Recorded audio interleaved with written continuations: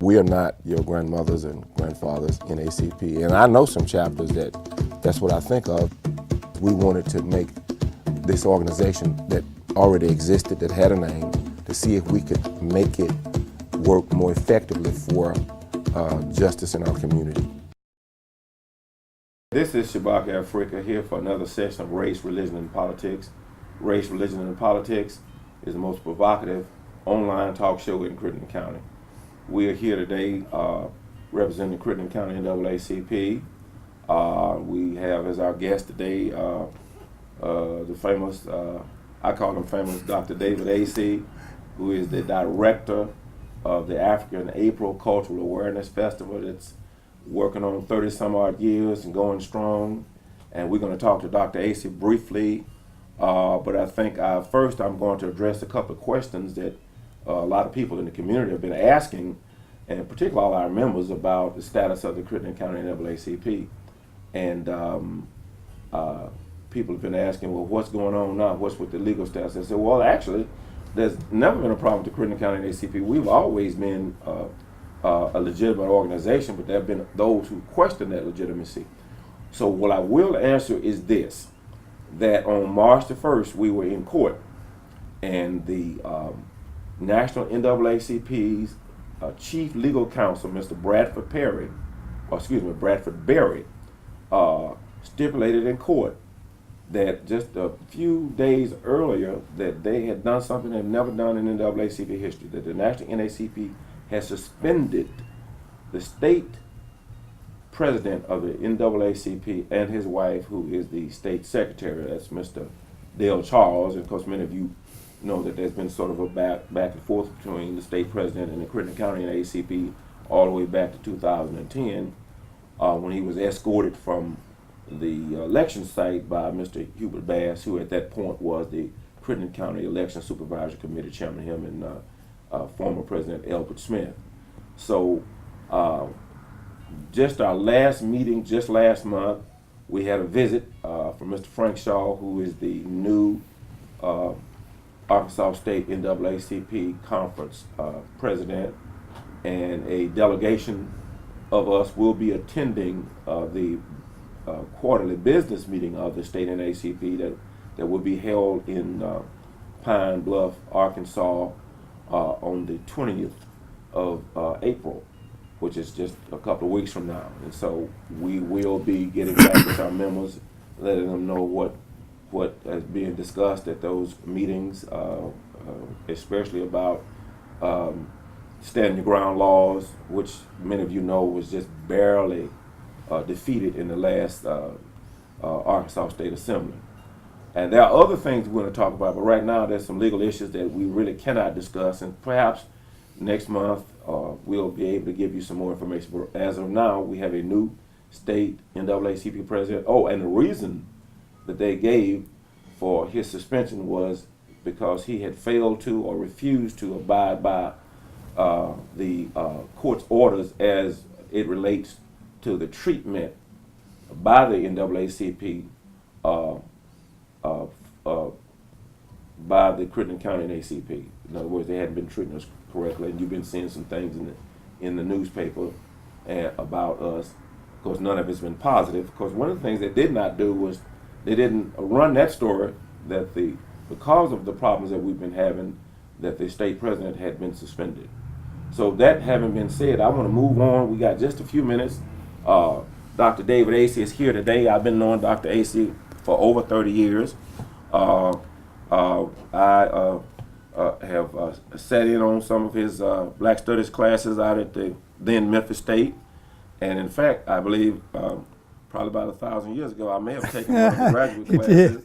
Is it Black Rhetoric or Eurasian Communications? I think both. Okay, and you know, we've been all a part of Kwanzaa. Absolutely. And of course, I was with them, and when the African April Cultural Awareness Festival was just getting started. I remember we used to have it downtown on the mall. On Main Street, yeah. On Main Street. And let me make sure I say Memphis, Tennessee, because, you know, we've got people listening to us from around the country, maybe around the world, and I mean, I know what I'm talking about. Downtown Memphis, Tennessee.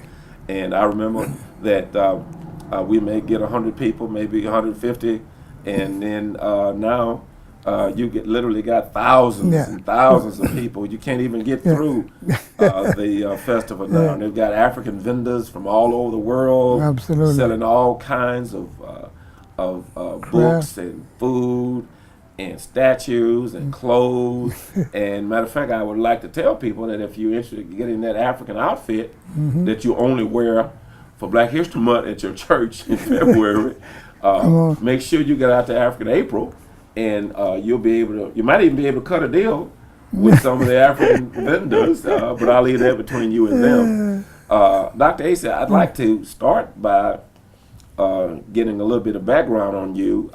You know, I know that you were one of the early Black students out at the then Memphis State University back in the 60s. As a matter of fact, you were part of establishing that first Black Students Association out there, and I understand that you guys are going to be honored for some of your work. Could you tell us a little bit about what went on back in the 60s and how you, you know, why you're getting a recognition now? Yeah, well, thank you very much for inviting me to your show. Oh, absolutely. And to the NAACP and to this great venue.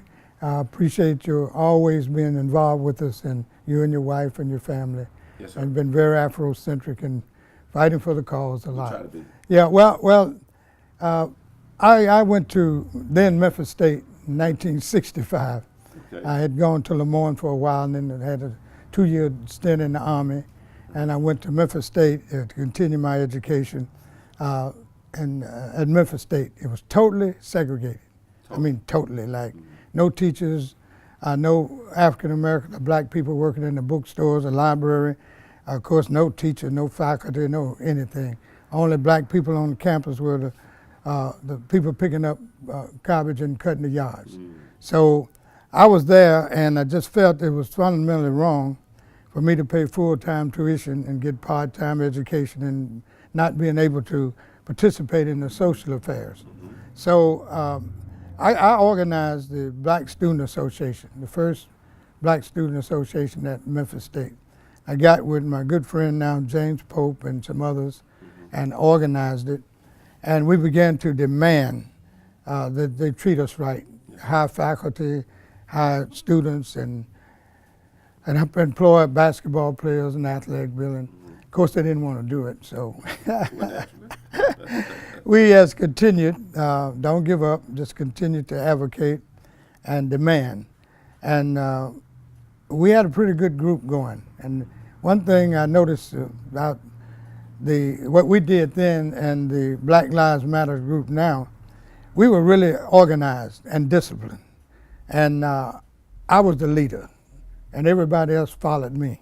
Just being honest, the way we did it, we agreed. Say, okay, you're the president, you come up with the plans, we're gonna meet, and everybody's gonna lead, and nobody gonna jump up to the press talking. So we had it together, and we kind of knew our enemy. You have to have order and structure. You have to have order and Sure. structure. Right. And everybody can't be the chief. Right. You know, a good chief got to have good followers. Absolutely. So anyway, we began to increase our demands, and Dr. King was assassinated in Memphis in 1968. And I told the students, 51 years ago yesterday. 51 years ago yesterday, that in April of 1969, we're going to shut the university down. We're going to close it down. So I had to get my troops together. We called the Big Five. I asked Brother Pope, James Mark, Esther Hurt, and Janice Fullerlove, another young lady. I said, we're going to shut it down now. But once we head down this slippery slope, there's no turning back. And no turning back. We're never going to graduate. We're never going to get a job. We're damn sure going to jail. And you might get shot. I said, now, if you want to do this. That's funny. Yeah, it's funny, but it was serious business. But you had to know what you're getting into. Right. And I just needed 5 people around me that when I look back, I would see at least 5 because they were committed. I asked one guy, I said, can you do this? He said, no, my mom said, it's no problem. You honest, just move over to the side. Shabaka, you in? So I'm in. So, okay, so that was a commitment we had. So we decided to go into the president's office, and we had, following the pattern of Dr. Martin Luther King, that we knew they were going to arrest one wave, and we had another wave to come behind us. And those days we had dime telephones. We didn't have all the cell phones. Yeah. So I had worked with the NAACP, Ben Hooks, the lawyers, and others, and was familiar with all of them, right? And I told the group that I'm going to the NAACP. Everybody gonna go to jail was gonna be in the president's office. So everybody agreed, and they went in and told the president, the school is out, school is out. The KA fraternity was there, the Ku Klux Klan was there. Same thing. Yeah, same thing. Same, yeah. And at the yellow buses there.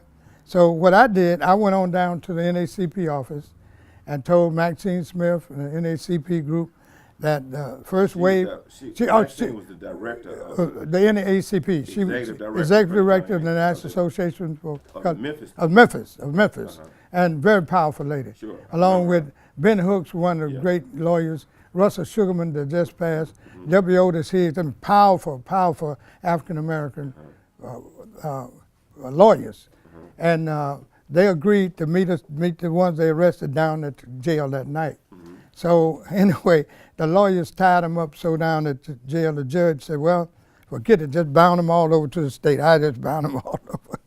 And to fast forward, those lawyers just wore the judge out. Now, how you gonna arrest somebody for trespassing when everybody got a valid ID? Anyway, we got out. They were arresting you for trespassing. Yeah, you have a valid ID to be there. Yeah, right, in the president's office. Right. Our office. Yes. Anyway, Right, so right. anyway, Right.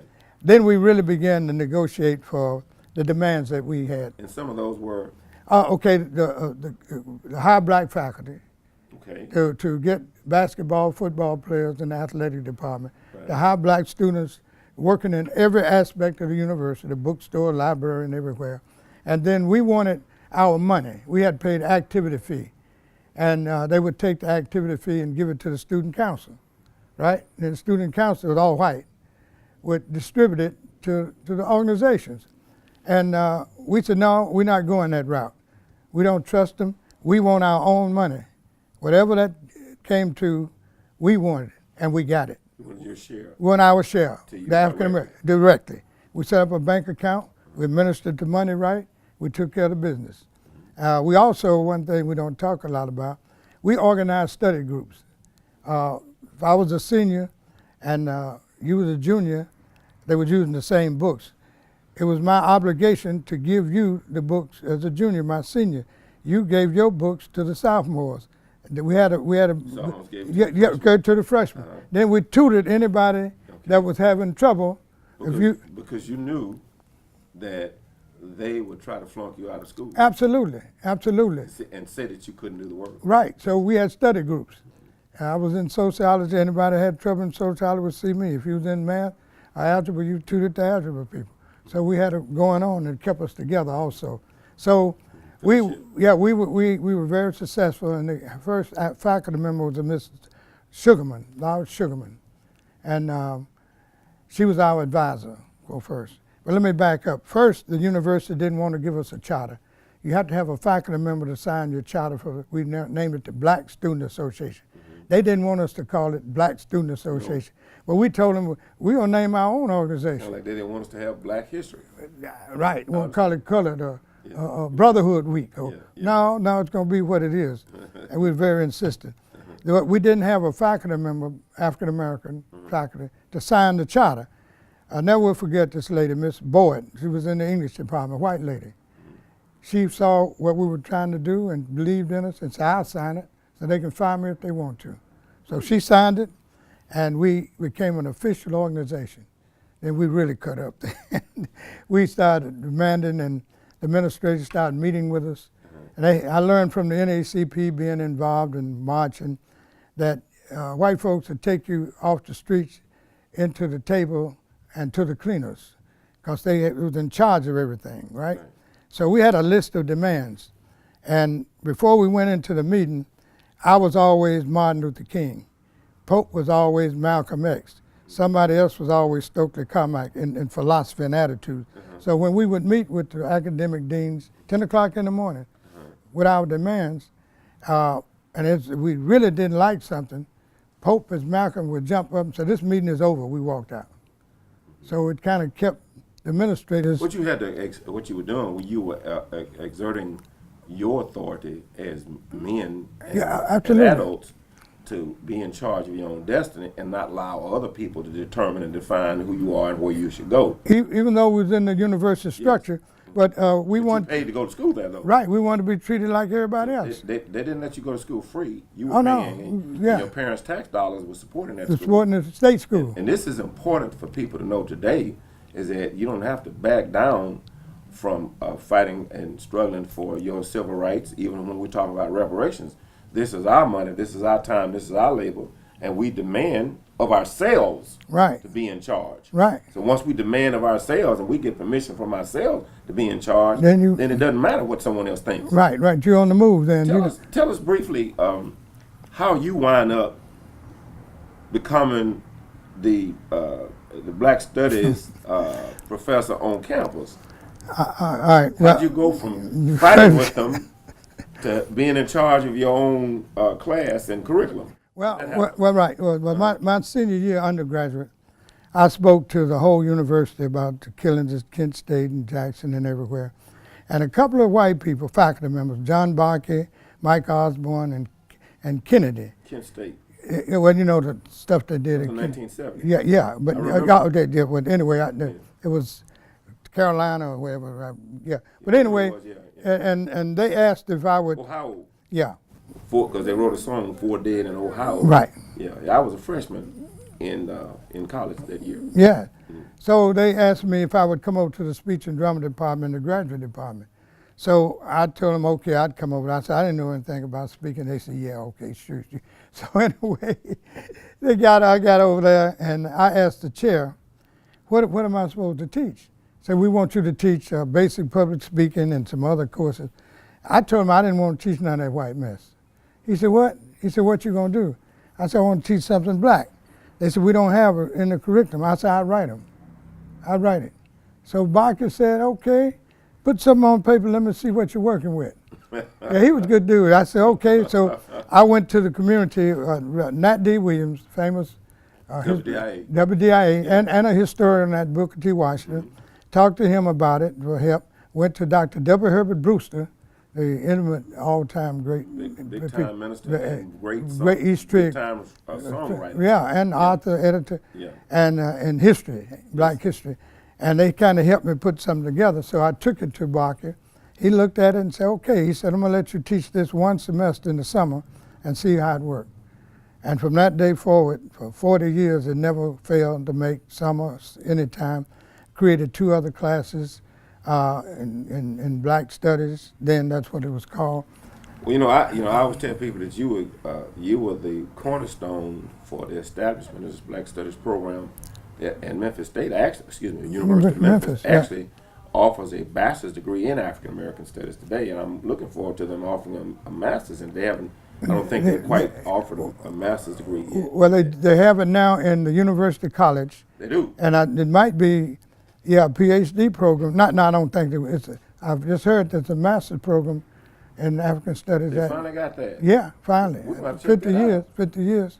You, my friend, is the main one that's responsible for that having been done. Because if you hadn't come along back in the 60s and done that, that's why I tell people today, I said, a lot of people talk about not wanting to be involved in being politically engaged. It's not necessarily running for office or voting, but just being involved in determining how you're going to shape the world in which you and your children live. We are not your grandmothers and grandfathers in ACP, and I know some chapters that's what I think of. We wanted to make this organization that already existed, that had a name, to see if we could make it work more effectively for justice in our community.